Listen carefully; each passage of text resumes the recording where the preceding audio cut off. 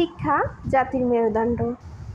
একটি শিক্ষিত সমাজ পারে একটি সুন্দর জাতিকে তৈরি করতে।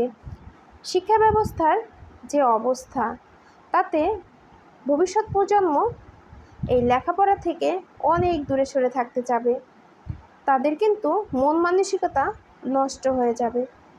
বিসমিল্লাহির রহমানির রহিম। হ্যালো মাই লাভলি ভিউয়ার্স, আসসালামু আলাইকুম। আমি ফাতিমা সুলতানা আপনাদের সবার সামনে একটি ব্লগ ভিডিও নিয়ে হাজির হয়ে গেলাম। কাছে দূরে দেশ দেশের বাইরে যে যেখানে আছেন, আশা করব আল্লাহর অশেষ রহমতে সবাই ভালো এবং সুস্থ আছেন। প্রিয় বন্ধুরা, প্রথমেই আমি আমডাল রান্না করে নিয়েছি। দেখতেই পেয়েছেন আমি এখানে জিরা, শুকনো মরিচ, পেঁয়াজ, রসুন দিয়ে তেলে দিয়ে নিয়েছি আমডাল। তারপরে রান্না করে নিচ্ছি কচুরছড়া চিংড়ি মাছ। প্রিয় বন্ধুরা, যারা আমার ভিডিওটি দেখছেন, আশা করব পুরো ভিডিওটি দেখবেন। যদি ভালো লাগে অবশ্যই অন্যকে দেখার সুযোগ করে দিবেন। আমরা সবাই ভিডিও দেখার চেষ্টা করব পুরোপুরি, এবং ভিডিও দেখে গঠনমূলক কমেন্ট করার চেষ্টা করব।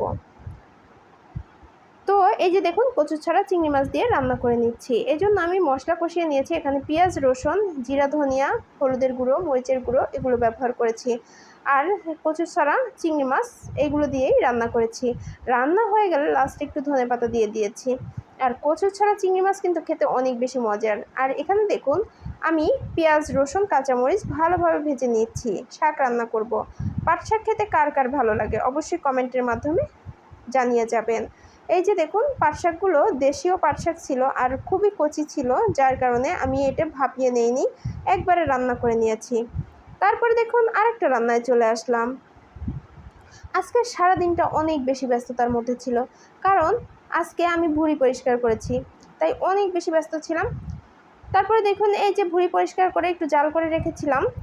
এরপরে এখন একটা কড়াইয়ে পরিমাণ মতো তেল দিয়ে তার মধ্যে গরম মশলা ফোড়ন দিয়ে তার মধ্যে একে একে দিয়ে দিলাম পেঁয়াজ, রসুন বাটা, এর মধ্যে দিয়ে দিলাম আদার বাটা, এগুলো দিয়ে তারপর মশলা দিয়ে দিলাম হলুদের গুঁড়ো, মরিচের গুঁড়ো, জিরার গুঁড়ো, ধনিয়ার গুঁড়া, লবণ, এগুলো সব কিছু দিয়ে ভালোভাবে কষিয়ে নিচ্ছি। আর আপনারা যারা ভুঁড়ি খান অবশ্যই জানেন যে ভুঁড়ির মধ্যে মশলার ব্যবহারটা একটু বেশি করতে হয়, তাহলে এর স্বাদটা বেড়ে যায়। প্রিয় বন্ধুরা, আপনারা যারা অনলাইন প্ল্যাটফর্মে কাজ করছেন, একটা রিকোয়েস্ট আপনাদের কাছে, সবার ভিডিওগুলো দেখে গঠনমূলক কমেন্ট করবেন।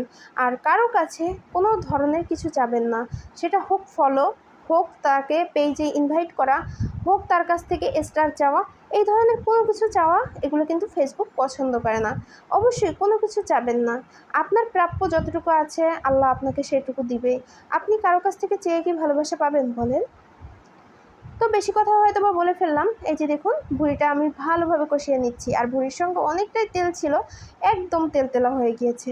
আর প্রিয় বন্ধুরা, শিক্ষা জাতির মেরুদণ্ড, অতএব শিক্ষার ব্যবস্থাকে ভালো রাখতে হবে, তাতে বাচ্চারা লেখাপড়ার প্রতি আগ্রহ পাবে। ধন্যবাদ।